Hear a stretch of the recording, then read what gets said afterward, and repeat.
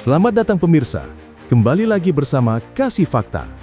Kali ini, kami akan membongkar sisi tersembunyi dari sebuah peristiwa besar yang sedang menjadi perhatian publik.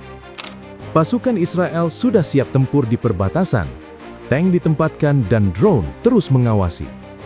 Namun tiba-tiba, Donald Trump meminta Benjamin Netanyahu menarik pasukannya dari Syria dan Lebanon. Mengapa Amerika justru meminta Israel mundur ketika ancaman Hizbullah, kelompok bersenjata Suriah dan tekanan Iran sedang meningkat? Apakah ini jalan menuju perdamaian?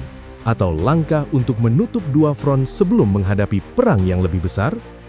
Namun sebelum lanjut, jangan lupa tekan tombol like, subscribe, dan aktifkan lonceng notifikasi supaya Anda tidak ketinggalan fakta menarik yang akan kami ungkap berikutnya.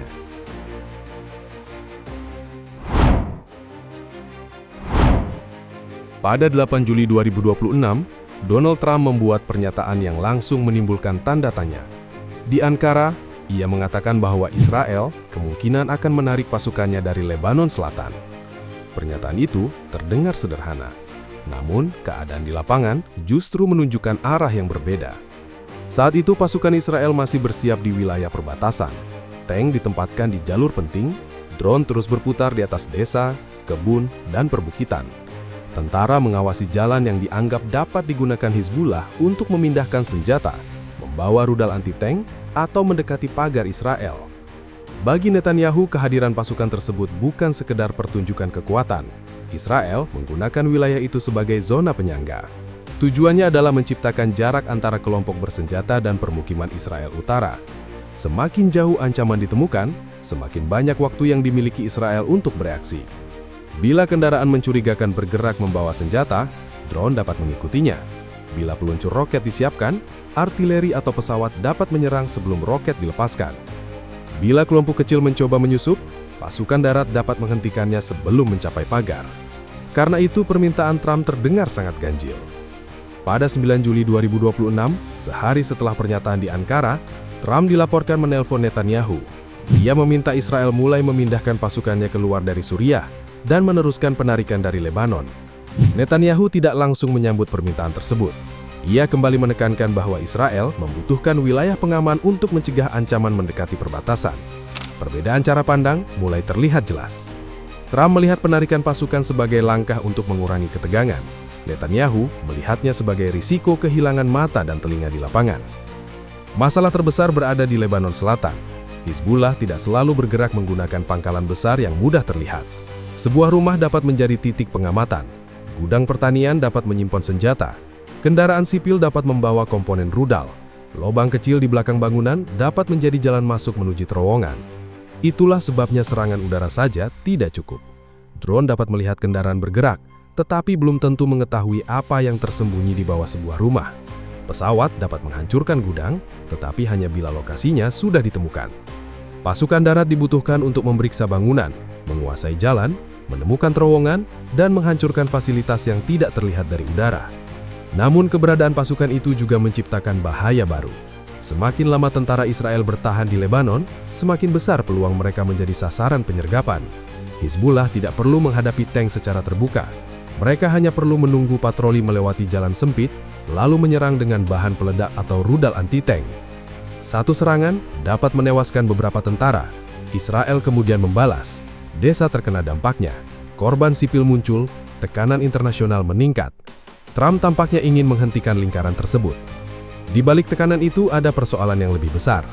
Amerika tidak hanya meminta tentara mundur beberapa kilometer. Washington tampaknya ingin mengubah siapa yang menjaga wilayah tersebut, siapa yang bertanggung jawab bila Hizbullah kembali, dan bagaimana Israel boleh bertindak setelah meninggalkan posnya. Rencana inilah yang kemudian membuka pertarungan baru, bukan di medan pertempuran, melainkan di meja perundingan antara Israel, Lebanon, dan Amerika Serikat sendiri. Tetapi apakah menarik pasukan benar-benar akan membawa ketenangan, atau justru memberi ruang untuk Hizbullah kembali mendekati perbatasan? Jawabannya mulai terlihat ketika Amerika menawarkan pagar baru yang tidak lagi dijaga langsung oleh tank Israel. Pada 26 Juni 2026, Israel dan Lebanon mencapai kerangka kesepakatan melalui mediasi Amerika di Washington. Rancangannya terlihat sederhana. Pasukan Israel bergerak mundur, tentara Lebanon masuk, lalu Hizbollah dijauhkan dari wilayah perbatasan. Dua kawasan dipilih sebagai tempat percobaan. Israel diminta meninggalkan posisi tertentu. Setelah itu, tentara Lebanon mengambil alih jalan, desa, dan titik pengamatan yang sebelumnya dijaga pasukan Israel. Namun masalah langsung muncul pada urutan pelaksanaannya.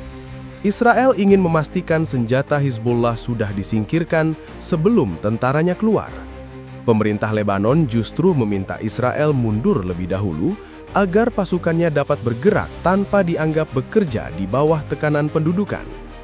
Sementara Hizbollah menolak menyerahkan senjata selama tentara Israel masih berada di wilayah Lebanon. Semua pihak akhirnya menunggu pihak lain bergerak lebih dulu.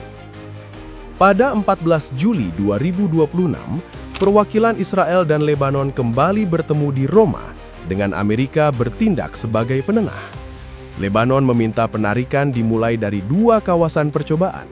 Israel menyatakan siap membahas langkah tersebut, tetapi tetap menuntut pemeriksaan ketat terhadap gudang senjata, terowongan, dan jalur pergerakan Hizbollah. Bahkan persoalan siapa yang berhak melakukan pemeriksaan menjadi perdebatan.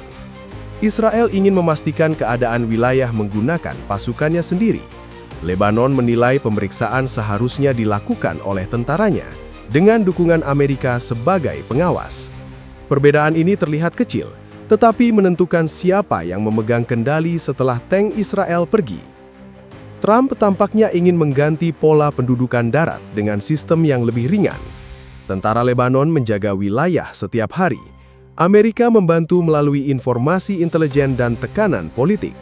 Israel tetap menerbangkan drone, memantau pergerakan mencurigakan, serta mempertahankan kemampuan menyerang bila Hizbollah kembali membangun kekuatan.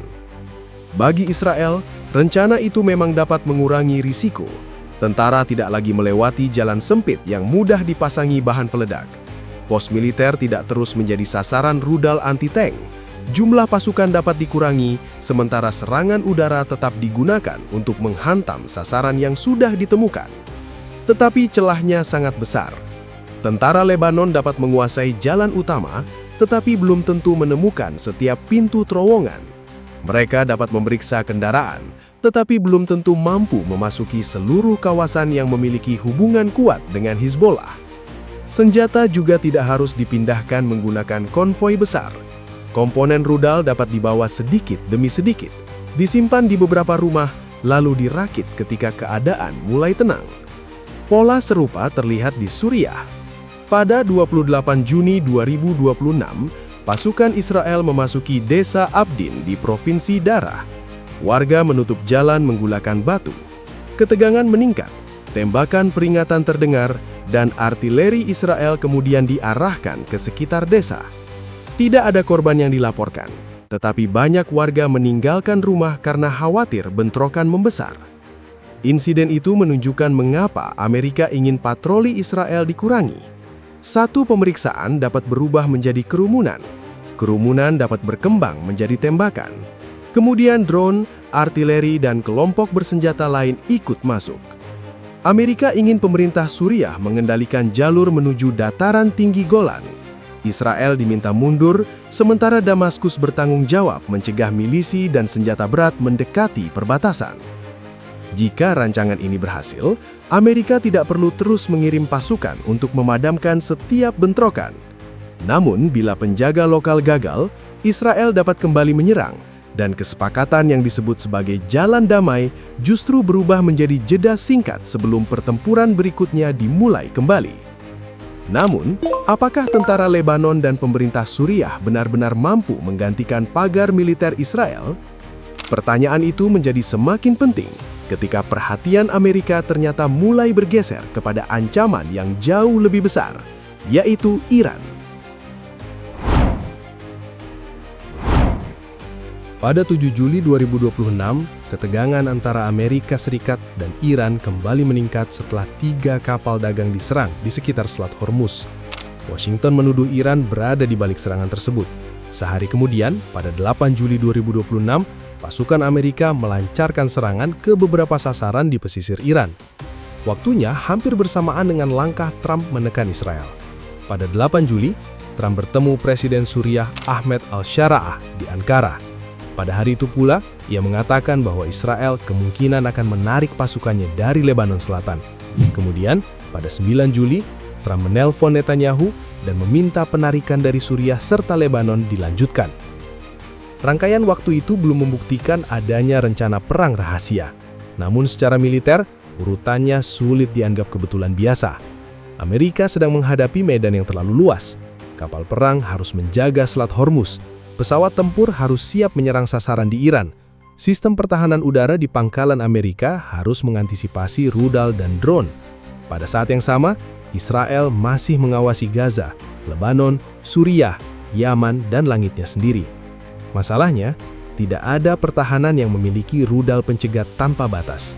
Tidak ada angkatan udara yang dapat berada di semua tempat secara bersamaan. Bila Hizbullah menyerang dari Lebanon ketika Iran meluncurkan rudal dari timur, Israel harus membagi radar, pesawat, pusat komando, dan amunisinya. Jika kelompok bersenjata di Suriah ikut bergerak, tekanan akan bertambah dari arah Golan. Inilah kemungkinan alasan Trump ingin menenangkan dua front sekaligus. Amerika mungkin sedang merapikan papan perang. Lebanon diserahkan kepada tentara Lebanon. Suriah Selatan diminta dikendalikan pemerintah Damaskus. Israel menarik sebagian pasukannya menuju garis yang lebih mudah dipertahankan. Setelah itu, drone, intelijen, dan pesawat tempur mengambil alih tugas pengawasan dari kejauhan. Dengan susunan seperti ini, Israel tidak harus menghabiskan banyak tentara untuk menjaga setiap jalan dan desa. Pasukan darat dapat disimpan untuk keadaan darurat. Rudal pencegat, pesawat, dan perhatian pusat komando dapat lebih banyak diarahkan kepada Iran. Pada 14 Juli 2026, tekanan kembali bertambah ketika Amerika memperketat operasi laut dan serangan terhadap kemampuan militer Iran. Perkembangan itu membuat kebutuhan untuk mengurangi front tambahan semakin mendesak. Setiap bentrokan baru di Lebanon atau Suriah dapat menyedot pesawat, amunisi, dan perhatian yang dibutuhkan di Teluk Persia. Namun, strategi tersebut menyimpan bahaya besar. Hizbullah tidak harus kembali menggunakan konvoi bersenjata. Mereka dapat masuk sebagai warga biasa, memindahkan senjata sedikit demi sedikit, lalu membangun titik pengamatan tanpa menarik perhatian. Kelompok pro-Iran di Suriah juga dapat menunggu sampai patroli Israel berkurang sebelum membuka jalur penyelundupan baru. Ketika perhatian Israel tertuju kepada Iran, wilayah yang ditinggalkan dapat berubah menjadi tempat persiapan serangan berikutnya. Netanyahu kemungkinan akan menerima penarikan hanya dengan syarat ketat. Drone tetap terbang, pesawat tetap siaga, beberapa posisi penting mungkin dipertahankan. Israel juga akan menuntut kebebasan menyerang jika menemukan gudang senjata, terowongan, atau kelompok bersenjata kembali mendekati perbatasan. Artinya, pasukan mungkin mundur tetapi perang belum benar-benar selesai. Permintaan Trump dapat dibaca sebagai upaya mencegah konflik meluas. Namun bisa juga Amerika sedang mengurangi gangguan sebelum memusatkan kekuatan kepada lawan yang dianggap lebih berbahaya. Menurut Anda, apakah penarikan ini benar-benar membuka jalan menuju perdamaian atau justru memberi musuh waktu untuk menyusun serangan baru? Jawaban akhirnya mungkin akan terlihat ketika Iran membuat langkah berikutnya dan dua front yang tampak tenang mulai menunjukkan siapa sebenarnya yang sedang menunggu. Pada akhirnya, permintaan Trump kepada Israel bukan sekadar soal menarik pasukan dari Lebanon dan Suriah. Langkah itu bisa menjadi bagian dari upaya besar untuk mengurangi jumlah front, menghemat kekuatan, dan mengarahkan perhatian menuju ancaman yang dianggap lebih berbahaya, yaitu Iran.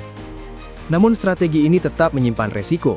Jika tentara lokal gagal menjaga wilayah, kelompok bersenjata dapat kembali membangun kekuatan secara diam-diam. Saat itu terjadi, penarikan pasukan yang awalnya disebut sebagai jalan menuju ketenangan justru dapat membuka pintu menuju konflik berikutnya. Jangan lupa subscribe ke channel Kasih Fakta dan aktifkan lonceng notifikasi agar Anda tidak ketinggalan fakta menarik lainnya yang akan kami ungkap berikutnya.